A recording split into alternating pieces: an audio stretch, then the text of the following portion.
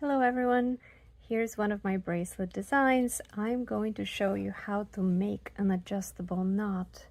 So you can close the bracelet without, you can always simply tie it, but I find that the adjustable knot is preferred by a lot of people. The way we're going to do that is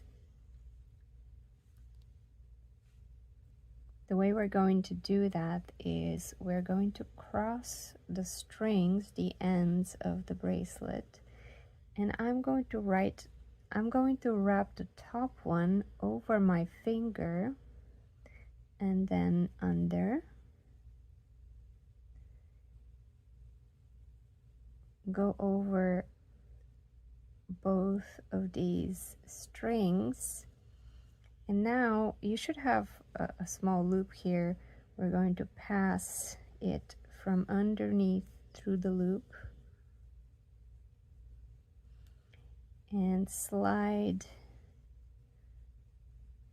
the knot all the way to the end to one side. I find it's much easier to do it this way. So slide it all the way to the end, and now we have an adjustable knot. So you can open and close the bracelet just so.